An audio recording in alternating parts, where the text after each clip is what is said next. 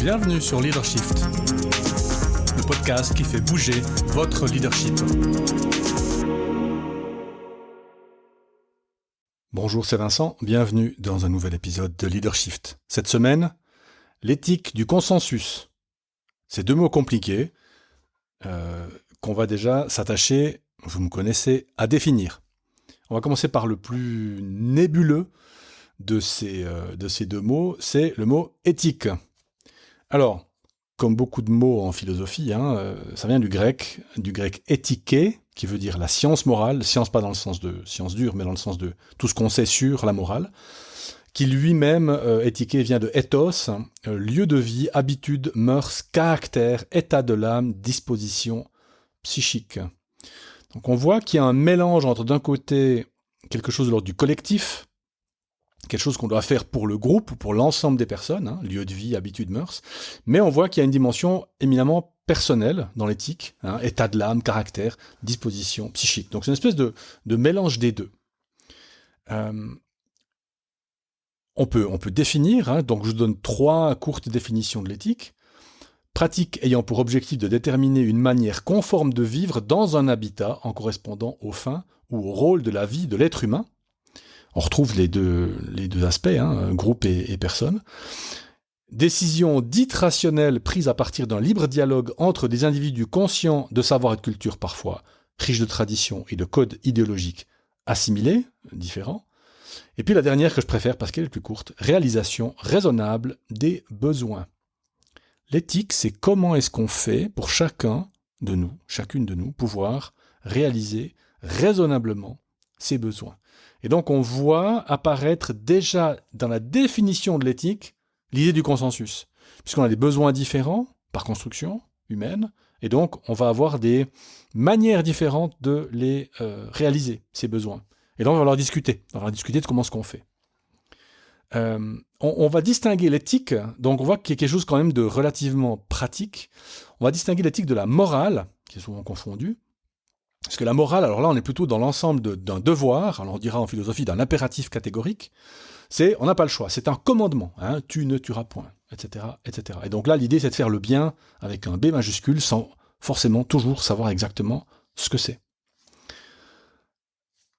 À distinguer aussi de la déontologie, où là on parle plutôt d'ensemble de règles et de pratiques professionnelles. Donc nous on va bien parler d'éthique, ça veut dire de comment est-ce qu'on fait, en entreprise en particulier, pour essayer de raisonnablement réaliser les besoins de la plupart des gens qui sont concernés. Alors, on a défini le mot éthique, on va définir le mot consensus. Alors, le consensus est à distinguer du compromis. Alors, le compromis, c'est typiquement le 50-50. Tu fais ça, je fais ça. Et là, souvent, du coup, on va perdre quelque chose dans le compromis. Par exemple, vous allez acheter votre voiture, elle est indiquée, 35, vous la payez 25, vous dites par la payer 30, alors vous avez payé 5 de plus, et puis le vendeur de la voiture, il a perdu 5 aussi. Donc en fait, le compromis est pas idéal comme solution. Alors en général, ça va vite, parce que le 50-50, ça va assez vite à faire. Par contre, c'est pas très durable, ça va pas souvent longtemps dans le temps, avant que quelqu'un dise non, finalement, cet accord me convient pas. Donc le consensus, c'est de trouver le bien commun en situation de conflit. Alors, l'article sur lequel je me base, c'est un article de Paul Ricoeur, qui est un philosophe français, que lui, il appelle le compromis, justement. Alors, je me permets pas de corriger, mais disons de changer un petit peu ce que dit Ricoeur. Le consensus, pour moi, c'est de trouver le bien commun. Donc, c'est vraiment d'arriver à une solution qu'on appellerait aussi gagnant-gagnant. Donc, l'éthique du consensus, ça paraît quelque chose de compliqué, mais en fait, c'est de trouver une réalisation raisonnable des besoins communs pour fabriquer le bien commun. Réalisation raisonnable des besoins pour fabriquer le bien commun. Donc on va en même temps essayer de résoudre ses besoins, de réaliser ses propres besoins et de trouver le bien commun ensemble. Et c'est une tension qui n'est pas facile à résoudre. C'est pour ça que c'est souvent difficile. Alors en entreprise, ça va arriver. C'est de trouver le bien commun en situation de conflit. Donc le conflit, dans ce cas-là, il se définit comment ? Ça se distingue, par exemple, quand plusieurs systèmes de justification sont en conflit. Il faut faire ça parce que A. Et puis quelqu'un d'autre va dire, mais non, il faut faire B parce que C. Et puis, en fait, il y aura plusieurs manières différentes de justifier le problème ou la solution, Et on n'a pas vraiment de manière claire de trouver un arbitrage ou une solution facile et immédiate. Exemple, lors de la Covid, imaginez quelqu'un qui dise qu'il faut renvoyer les personnes à la maison parce que c'est dangereux pour la santé.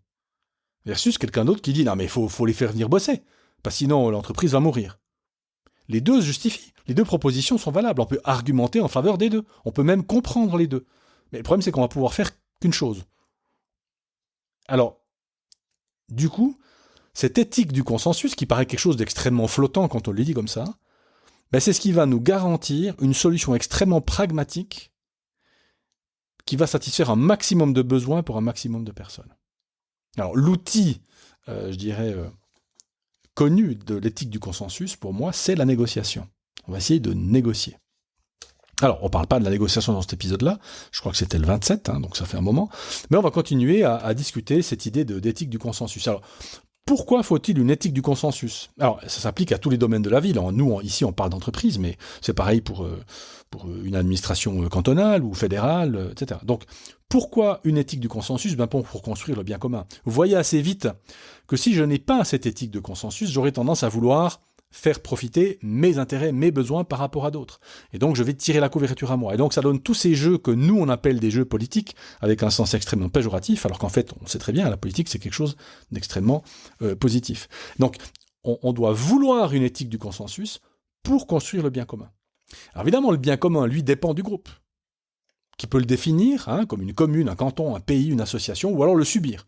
Une entreprise subit souvent le bien commun défini par le marché. Le meilleur produit au meilleur prix, par exemple.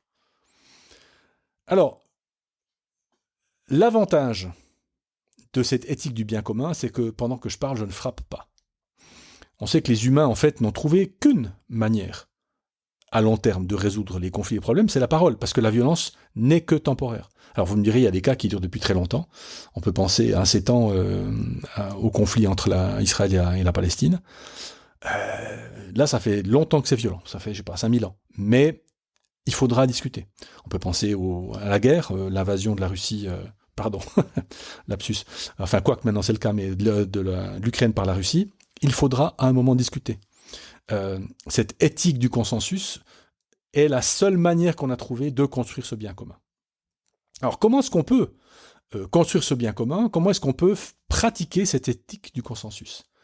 Eh bien, l'idée, c'est de combiner les différents systèmes de justification. C'est-à-dire que, imaginez, vous voyez dans l'exemple de la Covid que j'ai pris, il y avait un système de justification plutôt humain, plutôt prendre soin des gens.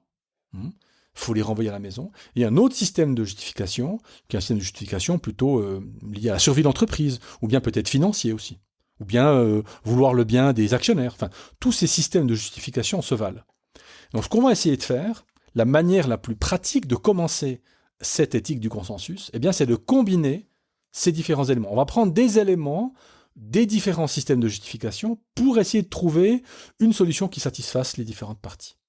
Alors, si on reprend l'exemple de la Covid, on pourrait dire, peut-être, reviennent travailler les personnes qui le veulent, tout en assurant un service minimum aux clients. Alors, on me dirait, mais ça ne choisit rien. Si, en fait, ça met les personnes devant un choix, alors que celui-là est personnel, et donc on va aussi parler d'éthique personnelle, c'est comment je fais pour satisfaire ce qui m'est demandé, donc le besoin de la collectivité, avec mon propre besoin à moi. Et là, le groupe est une bonne manière de résoudre. Mais imaginez qu'on ait une entreprise de 20 personnes et qu'il faille 4 personnes pour faire fonctionner la boîte. On peut multiplier ça par 10, par 20, par 100, ça revient au même. L'entreprise va demander, on peut imaginer, le service RH, prenons un exemple, il y a 20 personnes, il faut 4 personnes pour faire tourner le service. Qui va venir ? Eh bien, si on met les 20 personnes devant la réflexion seule, ça risque d'être compliqué, et elle risque de se retourner vers des réflexes qu'on connaît, des réflexes de valeur, des réflexes de qui seront du coup, oui, j'ai plutôt la valeur humaine, ou moi j'ai plutôt la valeur financière. Et en fait, c'est pas ça qui va construire le bien commun. C'est justement le dialogue et la conversation entre ces différentes personnes pour qu'elles puissent explorer et discuter comment chacun et chacune voit le mélange de ces systèmes de justification, comme les appelle Ricoeur. Et donc c'est dans ce dialogue-là qu'on va pouvoir trouver de bonnes solutions. Peut-être ce sera pas 4 tout le temps, ce sera peut-être 3 le lundi et le mardi, et puis 5 vous voyez ce que je veux dire? Donc c'est dans la discussion, c'est dans la construction, c'est pour ça que j'ai dit comment construire ce bien commun, c'est dans la construction en commun qu'on va pouvoir trouver des solutions. L'idée, vous voyez, dans cette construction du bien commun, c'est vraiment d'utiliser une sagesse extrêmement pratique, non doctrinaire. Non doctrinaire. On va essayer plutôt de faire appel à l'imagination qu'à l'intransigeance. Intransigeance, pas facile à dire. Si dans ces discussions-là de construction du bien commun, d'éthique du consensus, vous avez des doctrinaires, il faut leur expliquer que ça va certainement restreindre les solutions qui vont être choisies. Et donc c'est bon pour eux, et c'est ni bon pour eux, ni bon pour les autres. Et donc il va falloir faire attention à tous les combats de valeurs. En fait, à tous les combats moraux. Parce qu'on parle souvent de valeurs morales, c'est bien pour une raison. Le problème de ces valeurs morales, c'est qu'elles sont souvent absolues. On ne peut rien faire avec un absolu. Pas de bien commun avec l'absolu. Ce sera le bien commun d'une partie. Alors on va devoir choisir les salariés, du point de vue des syndicats, ou le patronat, du point de vue des patrons, ou même l'actionnariat, pire encore, les actionnaires. Et ça ne donne pas de bonnes solutions. Ça donne de mauvaises solutions temporaires avec des gilets jaunes, avec des revendications, avec des fraudes. Ce n'est vraiment pas un bon système. Et pour une entreprise, c'est pareil. Alors, quelles sont les alternatives à l'entreprise ? Justement, les comportements non éthiques. Vous vous souvenez, au début des années 2000, toute une série de scandales financiers, Enron, etc. Plus tard aussi, dans 2008, lors de la crise des subprimes, Goldman Sachs, etc. Tout un tas de gens qui, plutôt que d'essayer de construire le bien commun, se sont construits un bien à eux. Et donc, ça donne tous ces comportements non éthiques, révélés, mais rarement punis. En tout cas, rarement sanctionnés. Quelles sont les alternatives ? La compétition à outrance en entreprise. C'est le chef qui décide. Ou c'est la personne qui a le plus de pouvoir, ou celle qui parle le plus fort. Alternative, l'agression, la domination.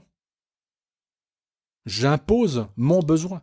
J'agresse mon collègue pour qu'il se soumette à mon idée. De l'autre côté, évidemment, une alternative, la soumission. Avec tout ce que ça donne comme problématique, en particulier de burn-out. Vous voyez que les alternatives sont pas bonnes, sont vraiment pas bonnes. Et donc cette idée d'éthique du consensus, moi je la reprendrai aussi parce qu'elle est puissante et en fait on peut la mettre un peu à toutes les sauces. Ça permet de développer tout un tas de choses qu'on va voir maintenant. Quels sont les prérequis pour terminer cet épisode ? Sécurité psychologique, encore. Oui, il faut que je puisse faire confiance à la personne que j'ai en face de moi, qu'elle veuille aussi construire le bien commun avec moi et pas contre moi. Et donc, prérequis, il y en a un, ou deux, ça dépend si vous comptez sécurité psychologique et confiance différemment. Et donc, vous voyez, comme tout le travail que vous faites par ailleurs, le travail de gestion des collaborateurs et des collaboratrices, le travail de mise en place de processus RH qui sont équitables, le travail que vous faites dans la construction d'une organisation, qui a une culture qui soit positive, une culture d'ouverture, d'authenticité, etc. Tout ça va faire que quelque part, pour vous, l'éthique du consensus, elle va être plus simple à mettre en place que pour une entreprise dans laquelle, malheureusement, voilà, c'est le pouvoir et les jeux politiques de bas étage qui gagnent les combats.